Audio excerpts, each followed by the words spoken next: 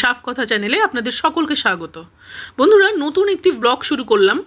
আজকে কথা বলবো আমাদের শিক্ষা ব্যবস্থা নিয়ে। এই দেখুন, স্কুল পড়ুয়ারা বাড়ি ফিরে মাঠে বৃষ্টি পেয়ে কি সুন্দর ফুটবল খেলছে, দেখতেও ভালো লাগছে। যদিও আমাদের বাড়ির ছেলেমেয়েরা এখন মাঠের সাথে তেমন একটা সম্পর্ক নেই, সারাদিন পড়া, অ্যাক্টিভিটি, কম্পিউটার, নাচ গান এসব নিয়ে। তবুও যারা পারছে, যারা এই যে মাঠের সাথে একাত্ম হয়ে খেলছে, সত্যি দেখলে ভালো লাগে। এরা সবাই সরকারি স্কুলে পড়ে। তো আমার প্রশ্ন হলো আজকে, যে এই যে প্রাইভেট স্কুলগুলো এত মাথা চাড়া দিয়ে উঠেছে, এত প্রাইভেট স্কুলে পড়ানোর হিড়িক, ভবিষ্যৎ কি হতে চলেছে?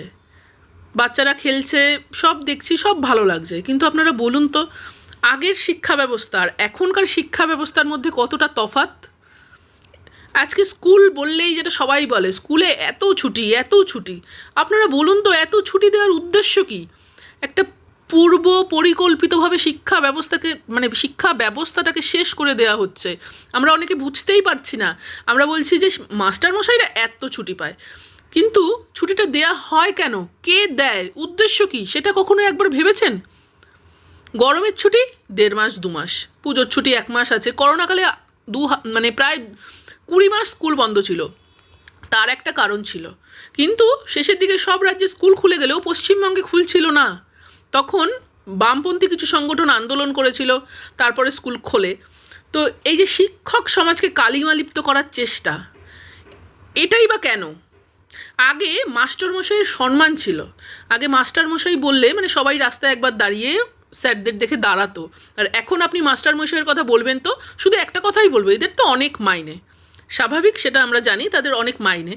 কিন্তু আজকে যদি সরকারি স্কুলগুলো উঠে যায়, এই যে কিছুদিন আগে বেরোলো যে 8,000 স্কুল লিস্টে রয়েছে, যেসব স্কুলে 30টারও কম স্টুডেন্ট, শুধু 30টারও কম স্টুডেন্ট আছে 8,000 স্কুলে, আর তারপরে 50টা 60টা সেসব তো বাদই দিলাম। এই যে শর্টিং যে করা হলো, সেই স্কুলগুলো উঠে যাবে, একবার ভাবুন তো কী অবস্থা হবে। চারিদিকে প্রাইভেট স্কুলের হিড়িক। যার একটু সামর্থ্য আছে সেই প্রাইভেট স্কুলে পড়ায়।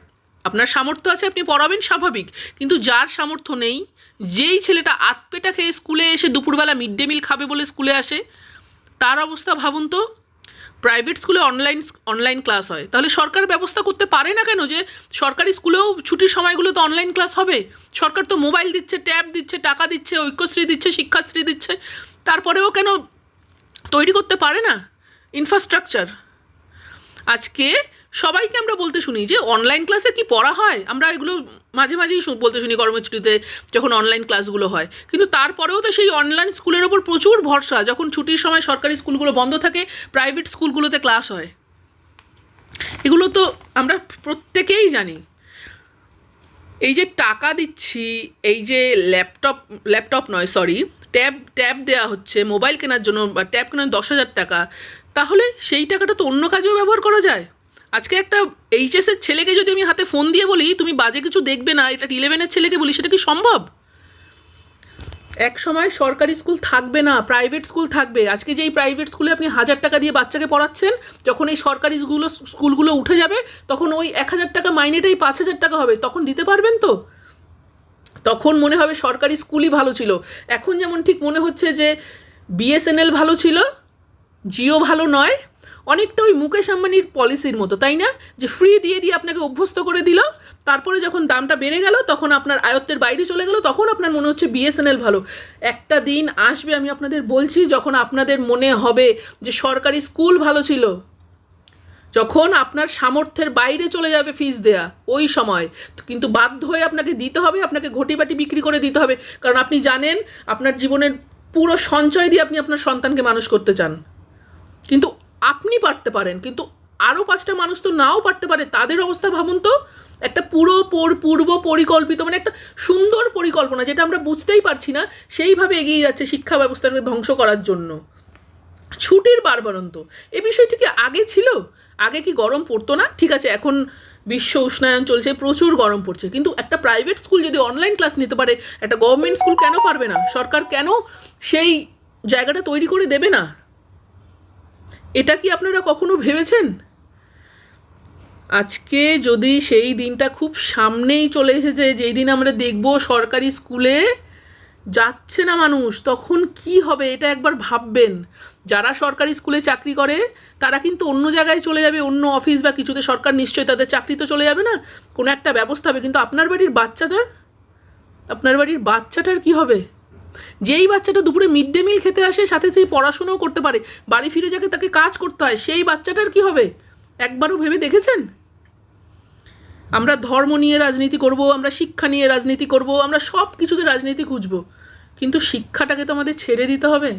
কারণ একটি সঠিক শিক্ষায় শিক্ষিত যুব সমাজ, সেই আমাদের এই সমাজটাকে এগিয়ে নিয়ে যেতে পারবে, তারাই পারবে। তো তাদের শিক্ষাটা অত্যন্ত জরুরি। এই শিক্ষা শুধুমাত্র স্কুলে হয় না, বাড়ি থেকেই শুরু হয়, ছোটোবেলা থেকেই শুরু হয়, তারপরে সেটা স্কুলে গিয়ে আরও ইনহ্যান্স হয়, ওটা আরও বেশি করে আমরা তাদের মধ্যে ঢোকাতে পারি যে সঠিক কী।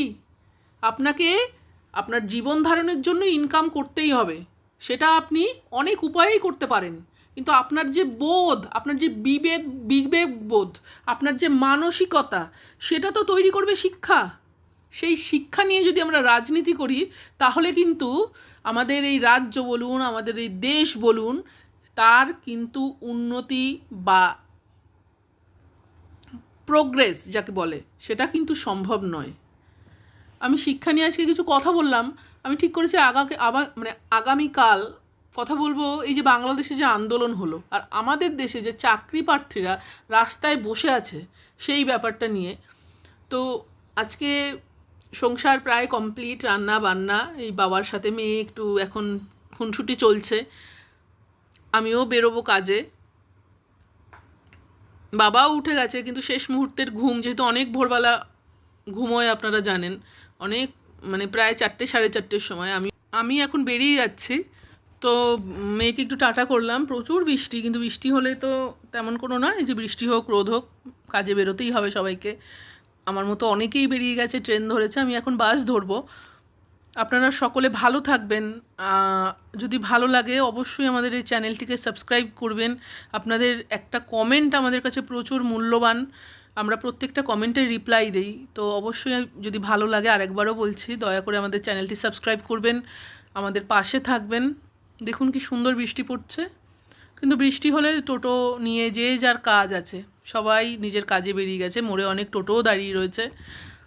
আমার বাস এখনও আসেনি, আমি শেডের তলায় দাঁড়িয়ে আছি এখন। আবার আমার ফিরতে 5:30 বেজে যাবে। তো আজকের ব্লগটা আমি এখানেই শেষ করব।